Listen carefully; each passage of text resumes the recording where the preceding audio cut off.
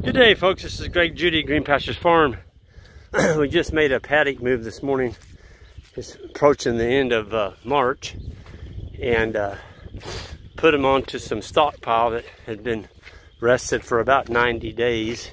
We grazed this earlier in the winter, and we got another inch of rain last night on top of ground that already had water laying on top of it. So perfect soup conditions.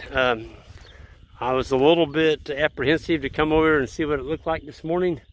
We had 230 head on here, and we gave them about 5 acres. And when we gave them 5 acres last night, it had already been grazed off, and we had hay piled, like you see up there. We got some more over here for tonight. So what we did is we moved them into this fresh 5-acre piece. So this hadn't been grazed for 90 days, and we knew this rain was coming. We got another inch coming tonight with 2-inch hail. So it just seems like, you know, Mother Nature's giving us a good beating this March. But I came over this morning and I'm like, are you kidding me? Look at this. I mean, it was muddy when we put them in here last night, and I just knew the whole thing was just going to be black this morning.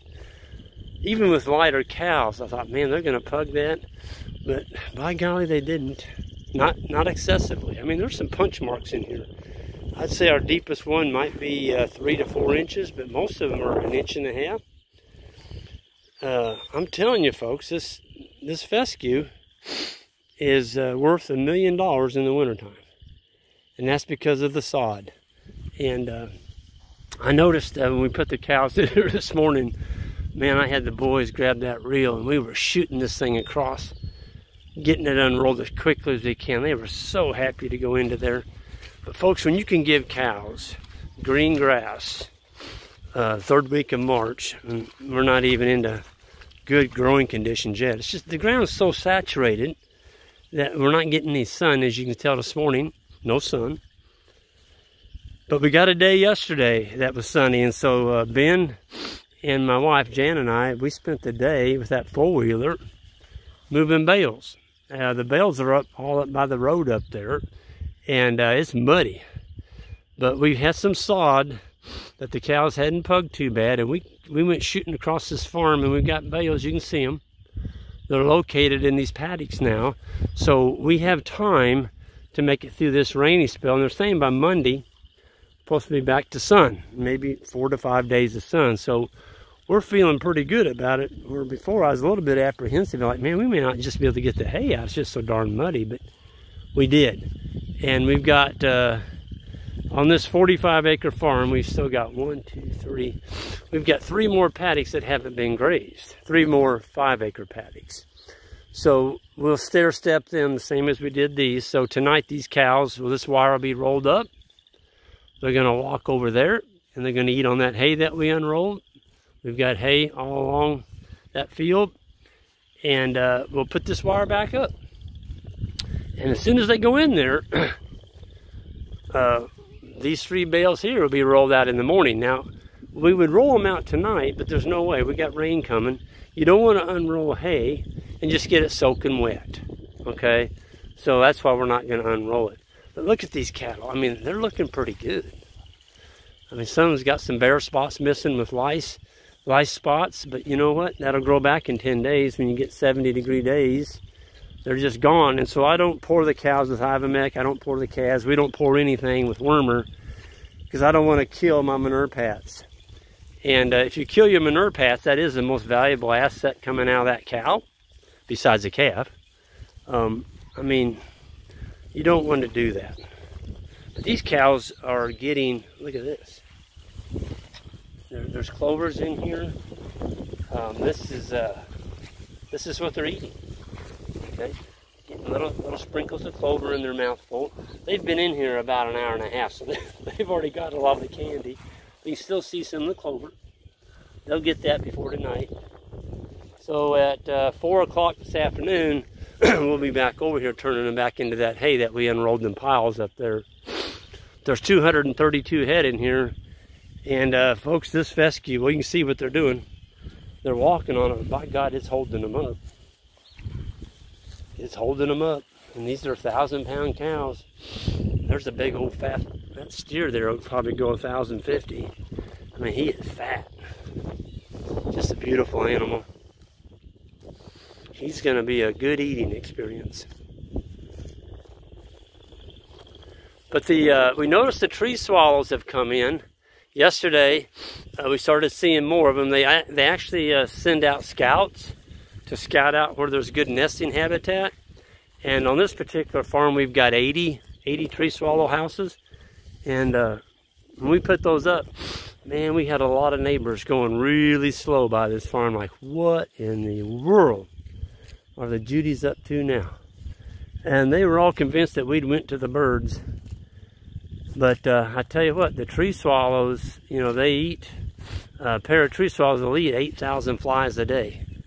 So people say, what do you do about the flies eating your cattle up? Well, that's one of the things we use. And they also, the nesting boxes are pretty good for bluebirds. And I love bluebirds. I want to see more bluebirds. And so if we see a bluebird in a tree swallow house, not going to worry about it.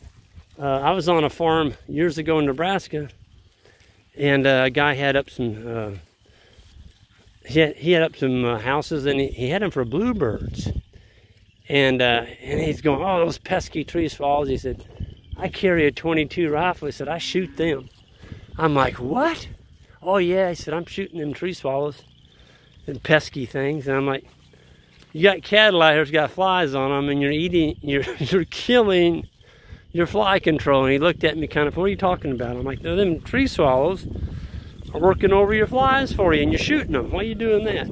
Well, that was the last tree swallow that he ever shot. He just thought they were pests, and so he was shooting them. Folks, we all get in these adages that we got to control nature. And, you know, nature, we don't need to control it. We just need to manage with nature. And if you'll do that, your livestock will be better, your farm will be stronger, and at the end of the day, your margin and your profit line will be better. Stop killing things. You don't need to kill everything. I mean, I got people out here in their pastures with mole traps, trapping moles. You know, putting those spikes that go through this mole's head when he burrows the ground. What are you doing? I mean, moles are aerating the soil for you. Yeah, they're eating some grubs and some earthworms and maybe a few roots, but it's a critter. He's aerating that soil for you. Leave him alone.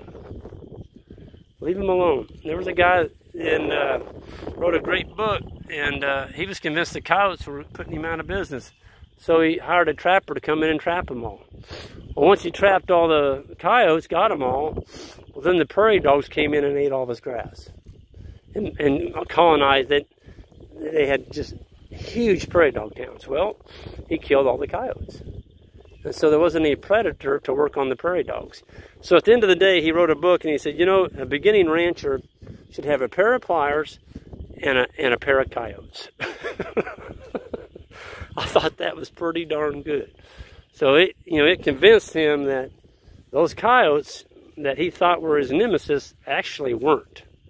Okay, so don't think you got to kill everything. We are predator friendly. We don't kill predators, because when you do, that's when you'll have trouble, because the coyotes mate for life. When you shoot one of them, by God, you'll have 8 more come in. And, you know, they're here for a reason. And it's all about balance. Balance in your farm. So we're all about balance. That's why we got the tree swallows up here.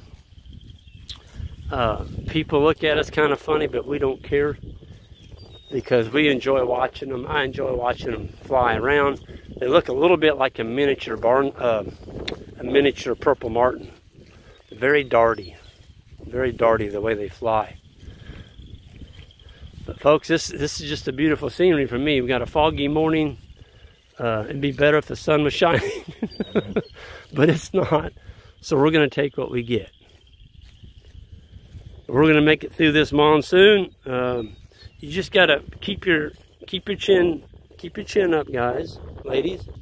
And it will be sunny someday, and this grass will take off, and we're going to be wondering how we're going to keep up with it all. So you go through times in your ranching environment where it's really tough, like right now, and then you have times where it isn't so tough. And it just makes you appreciate the tough times when you get to the good times. I noticed that meadowlarks are back. I love listening to them. The meadowlarks actually nest right out here on the ground. And what's really crazy is I've come in to move cows, and there'll be a clump of grass there. I'm like, well, why didn't they eat that? And you'll go up there and look in that clump of grass, and there'll be a meadowlark nest with eggs in it.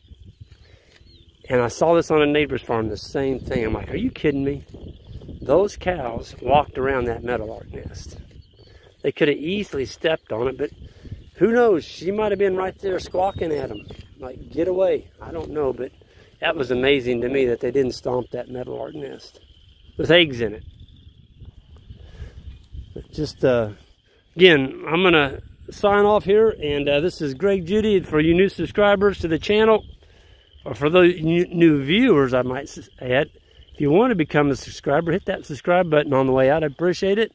And we'll see you all folks down the road. And, you know, stay safe out there. It's a new era in the world right now, going through this virus thing that we're going through. But, you know, everybody stay strong.